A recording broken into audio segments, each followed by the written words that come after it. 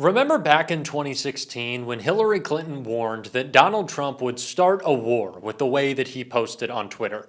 She wasn't exactly right, but she was close because Donald Trump has gotten in the way of wars being ended with his insane posts, as we just saw a complete meltdown on Truth Social ahead of his meeting with President Zelensky and numerous European leaders tomorrow, in which he is blowing up a potential peace deal by attacking Zelensky and losing his mind. We're going to get into it all, but before we do, if I could quickly ask you to leave a like on this video, and if you haven't already and you enjoy our channel, to hit that subscribe button because it goes a long way in supporting our work. Now, before we can get into the insane Trump post about Zelensky, I want to start with the post he made right before attacking Senator Chris Murphy. And before that, we need a bit of context with Murphy's call out of Trump. Initially said he wanted a ceasefire agreement. Now he wants a broader peace deal. Secretary Rubio defending that approach, basically saying the Russians wouldn't agree to a ceasefire.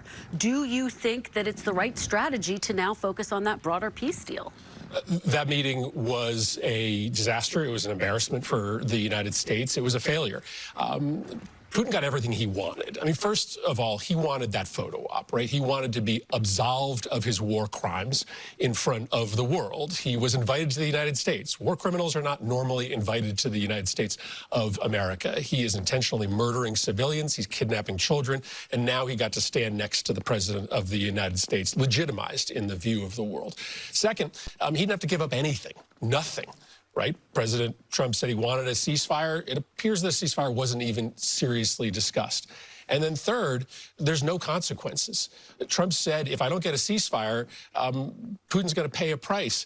And then he walked out of that meeting saying, I didn't get a ceasefire, I didn't get a peace deal, and I'm not even considering sanctions. You heard Secretary Rubio downplay sanctions. And so Putin walks away with his photo op with zero commitments made and zero consequences. What a great day for Russia.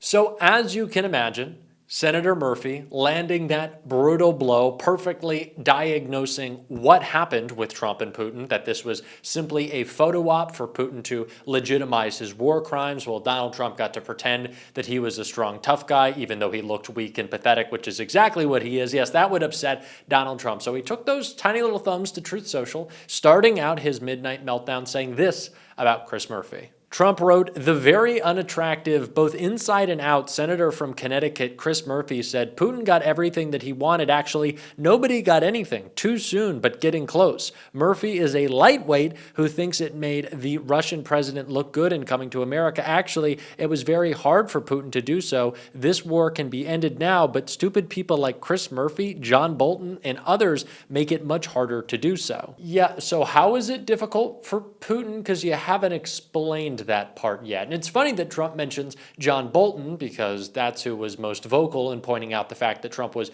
quite tired and feeble and falling apart at his summit with Putin, which might be part of the reason that the cavalry is coming to town. Actual adults are showing up in Washington tomorrow. An announcement made by numerous European leaders that has led to the Trump posting meltdown. I want to start with the news before we see Trump freak out. European leaders to join Ukraine's Zelensky for meeting with Trump. European and NATO leaders announced Sunday they will join President Volodymyr Zelensky in Washington to present a united front in talks with Donald Trump on ending Russia's war in Ukraine and firming up U.S. security guarantees now on the negotiating table. Leaders from Britain, France, Germany, Italy, and Finland are rallying around the Ukrainian president after his exclusion from Trump's summit on Friday with Russian President Vladimir Putin. Their pledge to be at Zelensky's side at the White House on Monday is an apparent effort to ensure the meeting goes better than the last one in February when Trump berated Zelensky in a heated Oval Office encounter. The European leaders are very afraid of the Oval Office scene being repeated, and so they want to support Mr. Zelensky to the hilt, said retired French general, a former head of France's military mission at the United Nations. So European leaders are coming to town to make sure Donald Trump does not screw this thing up, which is seeming like what he is inclined to do, and that would be no surprise to anyone. But he's not waiting until tomorrow to do so. His attacks on Zelensky have already begun. He is making wild announcements, blowing up this deal, It's exactly what you'd expect, and we can see it right here. In a string of posts, Trump wrote, President Zelensky of Ukraine can end the war with Russia almost immediately if he wants to, or he can continue to fight. Remember how it started. No getting back Obama-given Crimea 12 years ago without a shot being fired, and no going into NATO by Ukraine. Some things never change. Trump wrote, the fake news says that it is a big loss for President Trump to host so many great European leaders at our beautiful White House. Actually, it is a great honor for America. Trump capped it off by writing, did the great American flags I put up in front of both entrances of the White House look fantastic or what?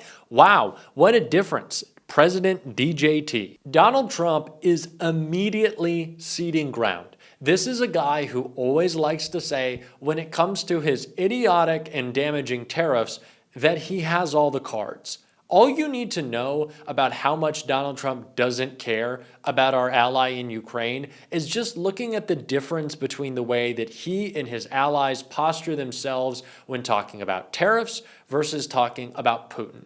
When it's tariffs, they say they're squeezing leaders. We've been treated unfairly. We're going to get concessions. They're not going to like it, but it's what America needs. When it's Putin, they act powerless. They pretend to be powerless. Well, we can't do anything about Crimea. There's going to be no Ukraine joining NATO. Donald Trump is giving up any leverage he could possibly have in this negotiation in a Truth Social post. That's what he's doing.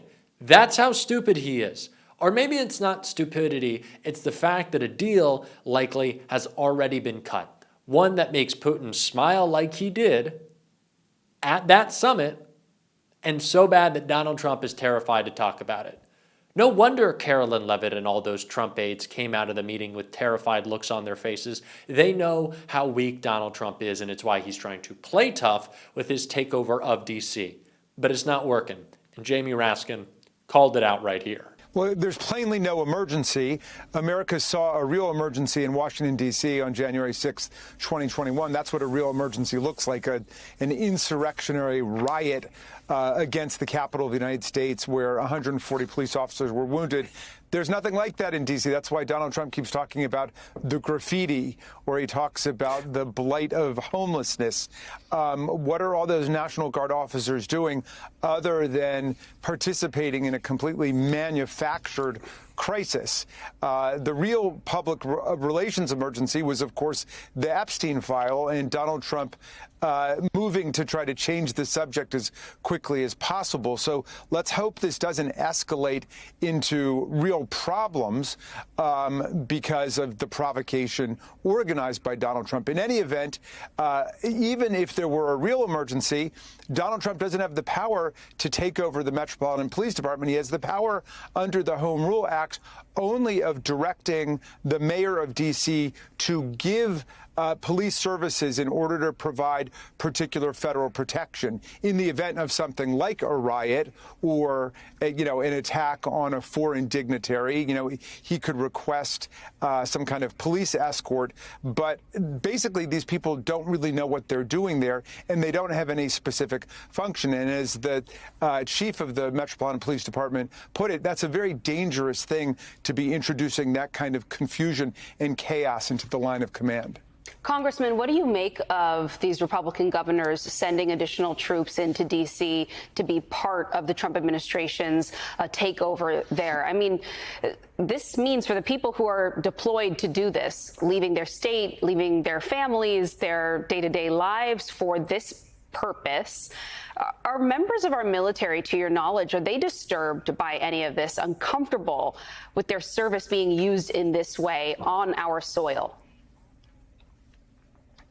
Well, certainly the members of the D.C. National Guard, who are directly under the control of the president, despite Delegate Eleanor Holmes Norton legislation to try to remove it from the president and give it to D.C. But those people are put in an uncomfortable position, but at least there's a kind of friendliness about them. When it started, people were taking pictures with them. They were just hanging out at the Washington Monument. They're not interested in provoking any kind of confrontation. But the National Guardsmen coming in from West Virginia and South Carolina and Ohio, who knows what their orders are, and who knows what their attitude is coming into the nation's capital. So, this is a moment to de-escalate as quickly as possible.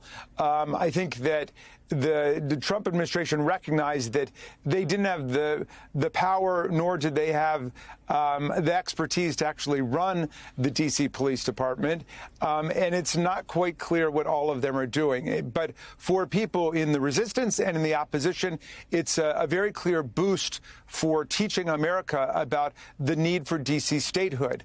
People in Washington for decades now have been demanding the right to be admitted into the Union. It's passed out of the House of Representatives twice when the Democrats were in control. And just like 37 other states that entered the Union from the original 13, this is a case that absolutely warrants admission to the Union. And so Congress must act. It's a simple majority vote in the House, majority vote in the Senate, and to be signed by the president. But that's very much got to be on the agenda of moving democracy forwards instead of moving democracy backwards to some kind of military rule.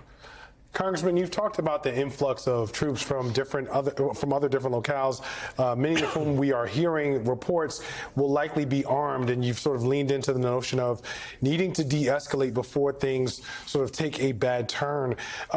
With your district being as close to D.C. as it is, what are you hearing from your constituents? Is there any concern there about potential takeover of cities like Baltimore? I know it's been floated, but is there any concern that this may spill out from just beyond D.C. and into other locales? What are you hearing from the people you represent?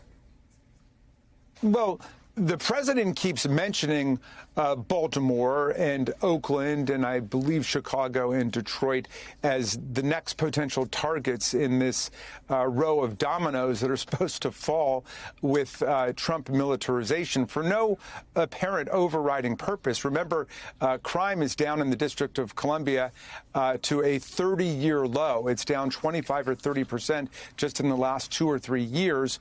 And there are similar drops in crime in Baltimore and other big cities. Donald Trump is the weakest, most pathetic man in America, and he seems to know it maybe more than anyone else does. But I'm going to be making sure that anyone who doesn't does by talking about it every single day on this show. And if you want to support that, as always, you can hit that subscribe button, leave a like on this video, and if you stuck around to the end, drop a blue heart in the comments. And until next time, I'll see you soon.